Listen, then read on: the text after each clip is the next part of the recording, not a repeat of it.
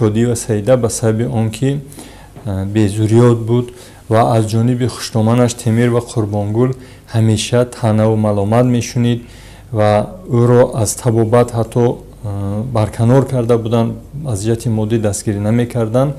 عاقبت دست به خودکشی زد. خشنامان او تیمیر را به جوابگری جنایتی کشیده شده با حکم سود به مهلت 2 سال و 6 ماه از آزادی محروم کرده شد. در رابطه با این مؤسسه‌های تندرستی ناحیه وظیفه‌دار گردیدند که در سمت معین کردن عائله‌های بی‌فرزند با توبت فرا گرفتن مردان و زنان بی‌ضروریات خوب چاره‌های ضروری اندیشند. در حالتی که کودکان به دپرسیا گرفتارند یا اینکه به بیماری روحی گرفتارند، این چون کلانسالان هم نسبت آنها باید مناسبت احتیاطکارانه باشد. یعنی بیشتر آنها را گوش کردن لازم میشد. این چنین باید ما معین کنیم که برای همین کودک کی نفوذ دارد، از حساب کلانسالان، از حساب خویشتواران، کی برای وی افطاریتت می باشد. انا همین انسان ها رو باید در برآوردن از این مشکلات استفاده نمود. این چنین البته مراجعه به روانشناسان در صورت ضرورت و دکتران روانپزشک مشکلاتی این عائله رو آسان میکند. همه با اونها یک معامله خوب قطعه، رفتار و کردارش قطعه و هر یک حالتی که او رو به بخچه گسیل میکند، به مکتب گسیل میکند، پیشواز میگیرد، اون رو الله کی باید روحی فهمد که کودک او چه خیل است. یکی از سبب‌های اساسی دست به خودکشی زدن نابالغان این نبودن رابطه ضروری داخلداری خوب عائله با خوب معلمان با آموزگاران و در نوبت خود نبودن رابطه بین پدر و مادر با کودک و معلم با کودک به شمار می رود. یعنی در جهان معنوی کودک یک نوع خالگی پیدا می شود و مورد مزاح و مسخره همسنفان یا رفیقانش قرار می گیرد. نه در عائله نه در مکتب از جانب راهبر تیم دستگیر نمی یابد و راه یگانه خلاصی را از این مشکلاتی به سرش آمده و خودکشی می‌بیند. نشانه‌هایی که در علاوه خصوص نابالغان به نظر می‌رسد این انگیدونیا نام دارد، یعنی به طور استوار زیاده از 2 هفته پست گردیدن طبع وی، یعنی ناخوش بودن طبع شخص، حالت روح افسردگی، افسرده حالی، این چنین خوب این چنین یک حالتی کم حرکتی چه جسمانی و چه کم فعالیت روحی به نظر می رسد. این شخصون یک بار از حیات فعال جامعه خود را برکنار می گیرند.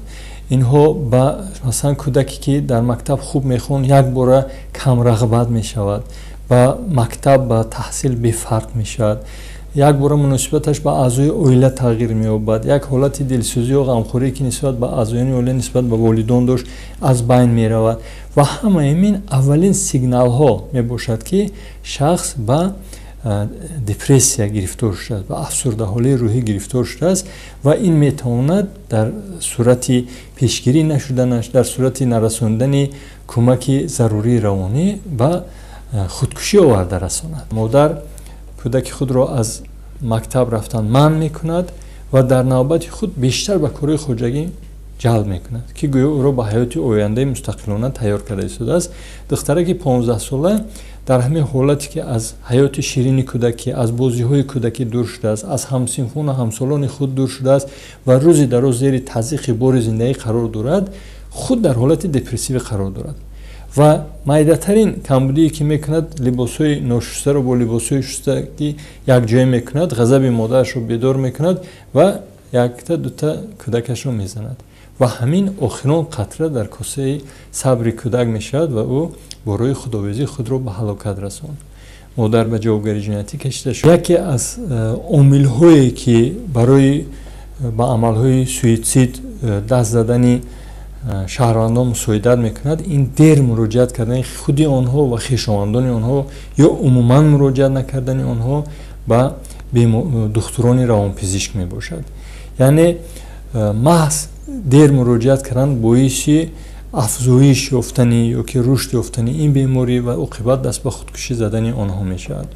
یک حالت رو باید ذکر نمود که بعضا به شخصان و شهروندان به سبب گرفتاری وضعیت‌های دپرسیوی که به مصیبتی به سرشون آمده یا مشکلات دیگر اساس یافته است به همین کردار دست میزنند، اما در عملیه بعضا برغلط این حالت ها نیست چون بیماری روحی معنی کرده می شود. حالا که دپرسیا این پردمتی تحقیق و توابط روانشناس یعنی پسیخولوگ بوده، بیماری روحی این ابیکتی توابط روانپزشک یا خود پسیخیاتر می باشد و این دو ساحه از هم خیلی فرقیت های زیاد دارد. در رفت جلسه شورای هماهنگسازی از جانب شورا همه نفرانی که برای اجرای این یا آن بندهای برنامه که در مجموع از 11 بند عبارت است موظف بودند پرسش ها کرده شد. در زمینه این با سوبیکتونی یا اجرچونی این برنامه سپارش های مشخص داده شد، از جمله جهتی سالم گردانی، خب فضای پسیخولوژی اویله ها، بلند برداشتن سطح مدنیت، سطح فهمیش های حقوقی در اویله ها، این چنین جهتی به جوابگری ماموری و جنایتی کشیدن شخصانی که در اویله نسبت اعضایان اویله خشونت اویله یا زوروری در اویله رو کارسازی و راهسازی میکنن، استفاده میبرن. شهروندانی که در اساس بیماری روحی یا کمعقلی اهمیت عملی خود را درک کردن اداره کردن نمیتواند، از طرف خویشاوندان یعنی بیمار اعضای اویله اون، این چنین خویشاوندان نزدیک، از طرف مؤسسه های طبی و یا اینکه از طرف پروکورور به سود پیشنهاد کرده می شود. طبق عریضه پیشنهاد شده از طرف سود اویدی یعنی غیر قابل عمل دانسته شهروند سود طبق قانونگذاری عمل کننده دیده برآمده می شود و نسبت شهروند یعنی اوید بیمار بودن روحی یا کمعقلی اهمیت عملی داشته قرارهای دخلدار قبول کرده می شود. نگفتن نماند که اگر نسبت شهروندی که غیر قابل عمل دانسته شهروند حلنامه سودیان قرارهای سود قبول کرده می شود، در وقتی که بعد معالجه یعنی بعد صحت شدن شهروند از طرف خویشاوندان اونها، از طرف مؤسسه و دیگر مقامات دخلداری که نسبت این گونه اشخاصان یعنی حقوقی مراجعت دارند پیشنهاد میکنند و از طرف سود یعنی بیکار کرده می شود. این چنین درباره محدود ساختن قابلیت عملی شهروند نیز اگر شهروند بعد نشمنده یا که مشروبات اسپریتی یعنی بعد معالجه گردیدنش یعنی بعد صحت یافتنش از طرف مقامات دخلدار یعنی از طرف مقامات تندرستی جمهوری اسلامی خلاصه دقیق انیق پیشنهاد گردد که او سالم میموشد، این گونه شهروندان با عریضه پیشنهاد خود شخص یا که از طرف یکی از اعضایان اویله اونها یا که خویش و تباران نزدیک اونها پیشنهاد میگردد و این گونه محدودیت ها برداشته می شود. را باید قید کنیم که غیر قابل عمل دانستن شهروند این یعنی در اثر بیماری روحی یا کم عقلیشون اهمیتی که عملی خود را درک کردن نمیتونن به میان میآید. محدود ساختن قابلیت عملی شهروند این یعنی اویدی اون نسبت اون شهروندانی که به میان میبیاید چنین پرونده‌های بررسی گردیده یعنی سوء استعمال مشروبات اسپریتی یا موادهای نشادار که همین گونه واسطه ها را آنها استعمال میکنند و شرایط وزنینی در اویله سبب میگردد. از همین خاطر از طرف خویشاوندان نزدیک آنها از طرف مؤسسه با عریضه به سود مراجعت میکنند، لیکن در وقت بررسی چنین پرونده ها فرقیت همین دارد. غیر قابل عمل دانستن شهروند به اشتراک شهروند سود یعنی بررسی کردن میتواند. یکی از نماینده آنها اشتراک در سود حتما ضرورت اشتراک نیست، لیکن برای محدود ساختن قابلیت عملی شهروند یعنی درباره مشروبات اسپریتی و نشمندی اشتراک خودی همون شخص در پرونده ضرورت می باشد. حالا آمده به اداره تعلیم مراجعت میکنن که فرزندم رو نابالغ است، رازگی پدر و مادر تصدیق کرده، امضاشون رو تصدیق میکنیم. ما مضمونی وایده کار نداریم، فقط همین شخص امضا کرد در حضور نتایج دولتی، تصدیق اصلیتی امضا پدرش نباشد اگر در اینجا از خارجه روان میکنن. اصلیت امضا با تصدیق نترالی از خارج کشور میفرستن یا فاکس خطی یا دیگر راههای علاقه خطی میفرستن. شعبه های شناسنامه‌ای به قیدگیری به اجازت پدر و مادر کودکای نابالغ شناسنامه خارجی نمیدهد.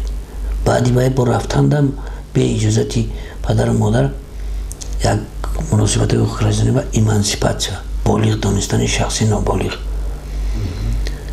اگر پدر و مادرش باشد اجازت والدان خطی پاسپورت خارجی میگیرد و رفته و آینده در اونجا کار میکند، همچون صاحب کار دیگر راه خطی. بعد دیگر اگر هیچ کار داشته باشد بعد حلنامه صدقتی بالغ اعتراف میکنند و آمده بعد شناسنامه خارجی میگیرند و میروند.